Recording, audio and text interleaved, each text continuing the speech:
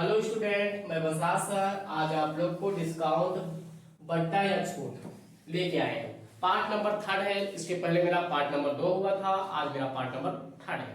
ध्यान से देखिएगा। इसमें जो है आप लोग, इसमें हम लोग सीखेंगे सीपी और एमपी का अनुपात सीखेंगे। इसमें हम क्या सीखेंगे? सीपी और एमपी का अनुपात सीखेंगे। तो ध्यान से देखिएगा, आपको फार्मूला बताया गया था एमपी बटे सीपी बराबर 100 प्लस माइनस प्रॉफिट या लॉस बटे 100 माइनस डिस्काउंट। ध्यान से देखना, ये आपको दूसरे नंबर वीडियो में बताया गया था, दूसरे वाले पार्ट में ये बताया गया था।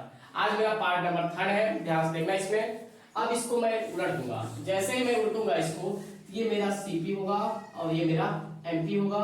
उलट जाएगा तो ये 100 माइनस डिस्काउंट होगा बटे ये 100 प्लस लाभ या हानि होगा, प्लस माइनस। आप ध्यान से देखना इसमें। अब इसमें आपको क्या करना है, इसमें ध्यान से देखना है। इसमें जो है सीपी जो होगा उसमें घटेगा और जो एमपी होगा उसमें जुटेगा। सीपी वाले में घटाना है और एमपी वाले में जोड़ना है। सीपी वाले में डिस्काउंट को घटा देना है और प्रॉफिट वाले को जोड़ देना है। तो यहाँ पे पहला सवाल देखिए ध्यान से। एक दुकानदार को अपने वस्तु का अंकित मूल्य उसके क्रय मूल्य से कितने परसेंट अधिक अंकित करना चाहिए ताकि उसे 13% छूट देने के बाद भी उसे 45% का लाभ हो जाए। अब बोलिए छूट वाला किसमें हो जाएगा? तो यहाँ पे लिखूंगा सीपी और यहाँ पे लिखूंगा एमपी। सीपी में क्या होगा? छूट वाला घट जाएगा। अगर 13 घट गया तो यहाँ 87 हो जाएगा। और एमपी वाला क्या हो जाएगा? एमपी वाला 145 हो जाएगा। चलिए इसको काटिए। 29 से काटेंगे ये जाएगा 3 बार, 29 से काटेंगे या 5 बार जाएगा। अब बोलिए कितना ही बढ़ गया? 2 बढ़ गया। किस पे? 3 पे गुणे 100। यहां से आएगा, इसको भाग देंगे तो 6 सही 6% आएगा मेरा।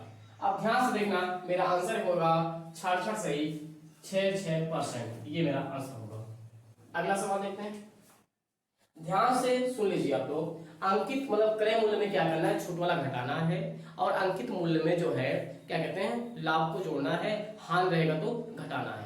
आइए देखते हैं दोबारा दूसरा नंबर सवाल देखते हैं। ध्यान से देखिएगा। दूसरा नंबर सवाल जो है, दूसरा नंबर सवाल है मेरा।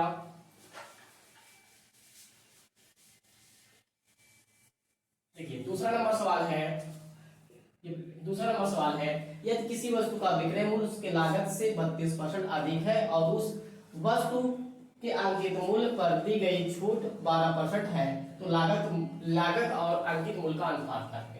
तो भैया मैंने बोला छूट को क्या करना है? एमपी हो गया। ये छूट को घटा देना है।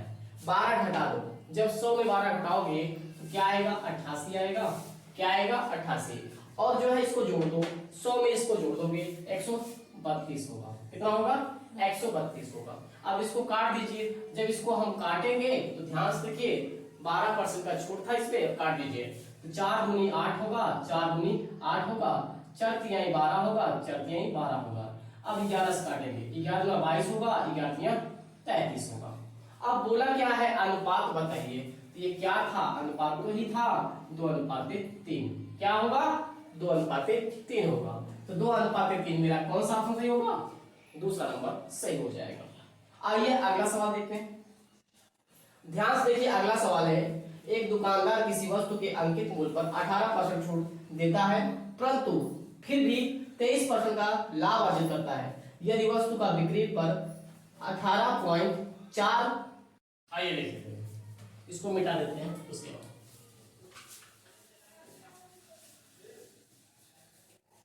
चलिए थर्ड नंबर सवाल देखिए। ये थर्ड नंबर है मेरा। एक दुकानदार किसी वस्तु के अंकित मूल्य पर 18% छूट देता है परंतु फिर भी उसे 23% का लाभ अर्जित करता है यदि वह वस्तु का बिक्री पर 18.4 लाभ प्राप्त करता है तो अंकित मूल्य ज्ञात करें। अंकित मूल्य ज्ञात करें। ध्यान देखिए।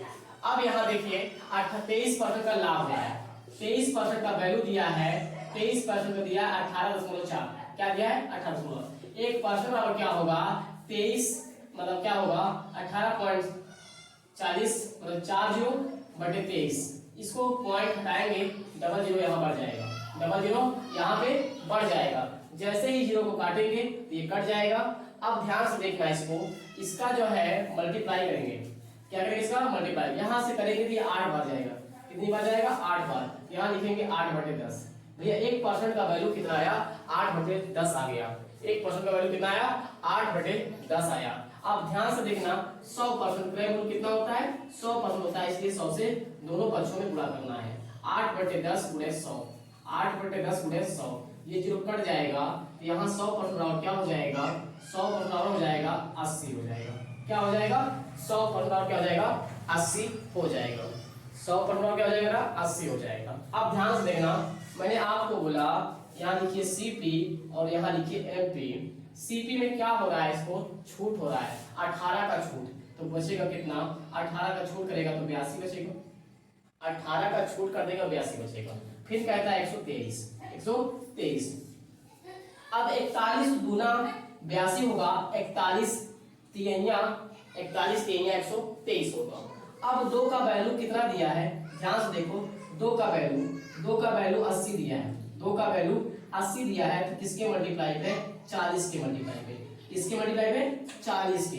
अब यहाँ पूछा है क्या कहते हैं, अंकित मूल्य ज्ञात करें, तो भैया ध्यान देना 3 गुणे 40 बराबर क्या होगा, 120, क्या होगा, 120। इसका अंकित मूल्य कितना होगा, 120 रुपए। अंकित मूल्य क्या होगा, 120 रुपए होगा। आइए अगले सवाल पर बढ़ते हैं हम लोग। ध्यान से देखिए, अगला सवाल मेरा जो है, अगला सवाल देखिएगा ध्यान से।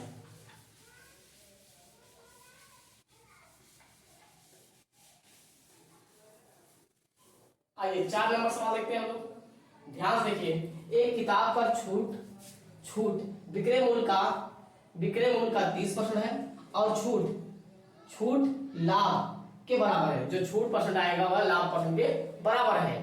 तो छूट और क्रय मूल्य का अनुपात क्या करना है, ध्यान से देखिए। इसमें छूट वाला जो है वह क्या है, एसपी के 30/100, ये जीरो कट गया तो यहां से हो जाएगा, यहां पाएगा 10 छूट और यहाँ पे होगा 3SP, इसका मतलब 3 रुपए का छूट मिला और एसपी हो गया, यहाँ पे हो गया एसपी हो गया 3, एसपी हो गया 10, एसपी हो गया 10 और छूट हो गया जो है 3, कितना हो गया 3। अब ध्यान से देखो, अब यहाँ पे 3 छूट हो गया। अब बताइए, तो यहाँ पे होता है एमपी, क्या होता है एमपी, एसपी और यहाँ पे होता है सीपी। अगर ध्यान से देखना, ये क्या कह रहा है, छूट परसेंट बराबर होता है, छूट परसेंट बराबर होता है। अब देखो ये 10 3 13 हो जाएगा, तो 3/13 यहाँ लिख रहा हूँ। छूट परसेंट बराबर होता है 3/13, 3/13 यही लिख देता हूँ। प्रॉफिट परसेंट ध्यान में यही दिया है ना, छूट परसेंट और लाभ आपस में बराबर है, ये लिखा है। छूट परसेंट और लाभ परसेंट आपस में बराबर है, बराबर करती है। अब ध्यान से देखना, अगर एमपी 13 होगा, इसको 3 छूट देगा तो 10 का बेचेगा, 3 छूट देगा तो 10 का बेचेगा। अब ध्यान से देखिए, अगर सीपी जो है 13 है, क्योंकि भाई लाभ ये सीपी 13 है और 3 का लाभ लेगा तो बेचेगा कितना, 16 का बेचेगा। अब इन दोनों को बराबर करना है। बोलो यहाँ अंतर कितने का है, 3 का, और यहाँ बोलो अंतर कितने का है, जो है 3 का। भैया ध्यान से देखना, यहाँ पे दोनों को बराबर करना है, इस दोनों को बराबर करना है। तो भाई इसका एलसीएम लेंगे, 80 आएगा, क्या आएगा 80, 16 में भाग देंगे तो 8 आएगा। जब एलसीएम लेंगे दोनों का तो यहाँ पे क्या आएगा, जो है 80 आएगा, कितना आएगा 80। अब 80 से यहाँ गुणा करेंगे, 8 से यहाँ गुणा करेंगे और यहाँ 8 से गुणा करेंगे, तो ये 80 से हो जाएगा, ये भी 80 हो जाएगा और ये भी 80 हो जाएगा। अब इसमें गुणा करेंगे 8 से, जब 8 से गुणा करेंगे तो 8 लिख यहाँ 24 होगा और यहाँ गुणा करेंगे, क्या कहते हैं, जो है यहाँ पे गुणा करेंगे 8 से, यहाँ पे क्या हो जाएगा 13 8 104 हो जाएगा, कितना हो जाएगा 104। ध्यान से देखिएगा, यहाँ पे जो है दोनों का एलसीएम ले लिया, जब दोनों का एलसीएम लिए तो 8 आया, 80 आया, 80 में से भाग दिए तो 8 10 भाग गया, गलत हो गया यहाँ पे, ध्यान रखिए। जब इसमें भाग देंगे 16 से, यहाँ पे 16 5 80 5 बार जाएगा, 16 5 80 5 बार जाएगा भाई, 16 5 80 5 बार जाएगा। ध्यान से देखना, यहाँ 5 से गुणा करना है, किससे 5 से, और यहाँ गुणा करना है 8 से। भैया 5 से यहाँ गुणा करो, 13 5 65 और यहाँ पे 8 24। इसका मतलब पूछा क्या है, ध्यान से देखना, पूछा है सीपी का अनुपात और छूट का अनुपात। ध्यान देना भैया, मैंने जब 16 से भाग दिया 5 आया, यहाँ पे गलती हो गया था, 8 था इसलिए 5 आएगा, 16 से भाग देंगे 5 आ जाएगा। 5 से यहाँ गुणा किया 5 से यहाँ भी 13 25 65 होगा। अब ध्यान से देखना 8 से यहाँ, अब जब 80 में हम क्या करेंगे 10 से भाग देंगे तो 8 आएगा। भैया 8 से यहाँ गुणा करना है, 8 जो है अंतर है या इसमें गुणा कर लो, 8 से गुणा तो 80 हो जाएगा और 13 अट्ठे 100 यहाँ पे 13 अट्ठे 104 होगा, 13 अट्ठे 104। अब घटाओगे इसमें कितने का अंतर आएगा 24 का, कितने का अंतर आएगा, छूट कितने मिलेगा 24 का छूट मिलेगा। अब ध्यान से देखना, पढ़ो यहाँ पे क्या बोला है, छूट और क्रयमूल्य का अनुपात, छूट और क्रयमूल्य का अनुपात। तो बोलो छूट कितना है 24 और क्रयमूल्य कितना है 65, तो आंसर क्या होगा 24:65 होगा, 24:65 होगा। आइए इसी सवाल को पुनः समझते हैं दोबारा, एक बार दोबारा इसी सवाल को समझ लीजिए आप लोग, ध्यान से देखिए इसी सवाल को एक बार दोबारा समझिए आप लोग। चलिए इसी सवाल को दोबारा समझ लीजिए, देखिए ध्यान से क्या बोला है, इसने कहा छूट परसेंट और लाभ परसेंट आपस में बराबर है, या कह रहा है छूट जो है विक्रय मूल्य का 30% है, तो छूट जो है वह विक्रय मूल्य का कितना परसेंट है, एसपी का 30% है, 30/100 हो जाएगा, ये कट गया, यहाँ पे आएगा छूट, ये हो जाएगा डिस्काउंट और ये होगा एसपी, एसपी होगा 3, ये बताएगा इसको डी बराबर 3 और एसपी बराबर होगा मेरा क्या कहते हैं 10। अब ध्यान से देखना, अगर वह 10 का जो है 10 का क्या कहते हैं, अब यहाँ पे निकालना है एमआरपी, एमआरपी क्या करेंगे, इन दोनों जोड़ देंगे 13 हो जाएगा, अंकित मूल्य कितना आएगा 13 आएगा। अब ध्यान से देखना डिस्काउंट परसेंट और प्रॉफिट परसेंट आपस में बराबर है, ये लिखा है डिस्काउंट परसेंट और प्रॉफिट आपस में बराबर है, मतलब छूट परसेंट और लाभ परसेंट आपस में बराबर है, तो अब बराबर कर दिए। ये छूट परसेंट कैसे निकलता है, तो छूट परसेंट क्या होता है 3 अंकित मूल्य, अब यहाँ पे P परसेंट भी होगा, P परसेंट भी होगा, P परसेंट होगा। अब ध्यान से देखना, अब यहाँ पे होता है SP और यहाँ पे होता है MP, यहाँ पे होता है CP, ये ध्यान देना 13 है तो 3 का छूट देगा 10 आएगा, क्या आएगा 10 आएगा, यहाँ 3 का छूट है। अब ध्यान से देखना, अब बोलो CP कितना है 13 है, CP कितना है भाई 13, क्योंकि प्रॉफिट के लिए क्रय मूल्य पे लाभ और हानि होती है, क्रय मूल्य पे लाभ और हानि होती है, ध्यान देना, तो 13 हो गया CP। अब यहाँ पे 3 का लाभ लेगा तो बेचेगा कितना 16 का, भैया इसका एलसीएम ले लो, इसका एलसीएम लो, जब इसका एलसीएम लोगे 80 आएगा, यहाँ 16 से भाग देना है, 16 पंचे 80 5 आएगा, 16 पंचे 80 5, और यहाँ 10 से भाग देगा, 80 में 10 से भाग देगा तो यहाँ 8 आएगा, भैया यहाँ गुणा करो, यहाँ गुणा करेगा 5 से, तो 5 से यहाँ गुणा करेगा 5 से यहाँ, और 8 से यहाँ गुणा करेगा 8 से यहाँ गुणा करेगा। अब देखो 13 पचे 65 होगा CP, और यहाँ 16 पंचे 80, इसको लेना नहीं है 16 पंचे 80 क्योंकि इसको पूछा नहीं है। अब 13 अट्ठे 104, 13 अट्ठे 104, भैया 104 यहाँ हो गया और 80 हो गया, घटाएंगे तो 24 आएगा, छूट कितने का मिलेगा 24 का। अब ध्यान से देखना, डिस्काउंट पूछा है और क्या कहते हैं CP पूछा है, तो डिस्काउंट कितने मिला 24 का, और CP कितना है 65 है, CP कितना है 65, तो मेरा आंसर क्या होगा 24:65 होगा, मेरा आंसर क्या होगा 24:65 होगा। आइए आगे बढ़ते हैं सवाल नंबर 5 में, ध्यान से देखिएगा सवाल नंबर 5 आप लोग जो है अच्छे से देखिएगा इस पे, सवाल नंबर 5 क्योंकि इंपॉर्टेंट क्वेश्चन है 5 नंबर, ध्यान से देखना सवाल नंबर 5 अच्छे से माइंड बैठाइएगा आप लोग। चलिए सवाल नंबर 5 देखते हैं, सवाल नंबर 5 मेरा है, ध्यान से देखना सवाल नंबर 5 है, एक दुकानदार 4% छूट देता है, 15 वस्तु पर एक वस्तु मुफ्त, 15 वस्तु पर एक वस्तु पर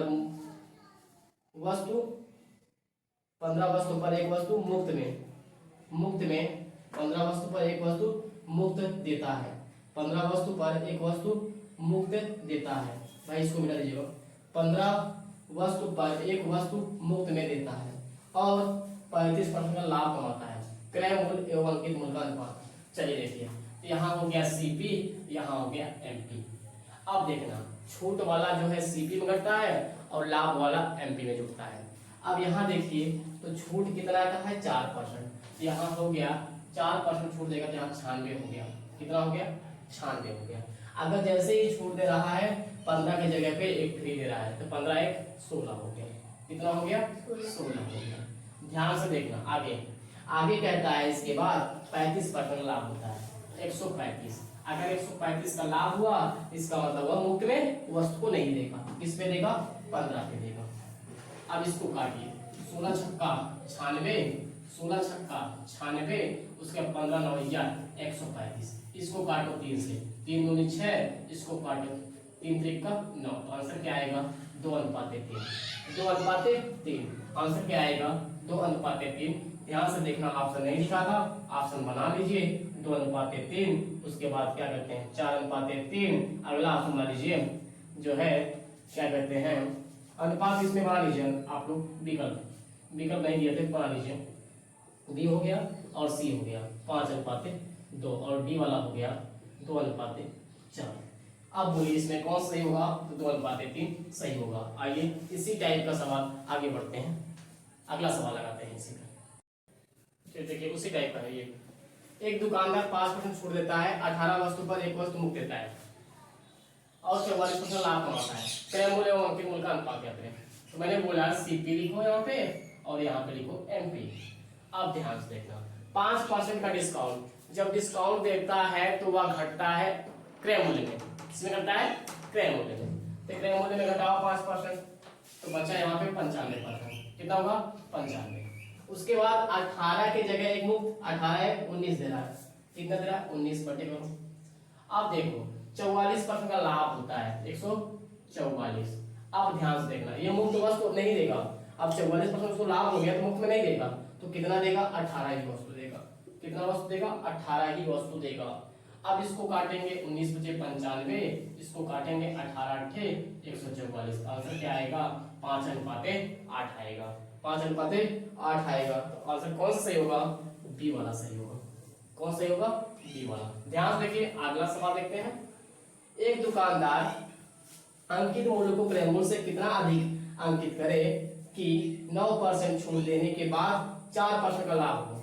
आप देखिए यही सवाल है, ध्यान देखिए इसी लगेगा, तो भैया छूट किस पे का हो जाता है, सीपी पे। ध्यान, एक 9 घट गया 91 बचेगा, 4% का लाभ हो गया 104 हो जाएगा। अगर ये कटता है तो काट दीजिए, 13 91, 13 8 104, 13 91, बोलो कितना इंक्रीज हो गया 1 का, किस पे 7 पे गुणे 100, भाग देंगे क्या आएगा 14 सही 2/7% आएगा, 14 सही 2/7%, तो 14 सही 2/7% ऑप्शन नंबर डी में है, तो मेरा ऑप्शन नंबर कौन से हो जाएगा, डी से हो जाएगा।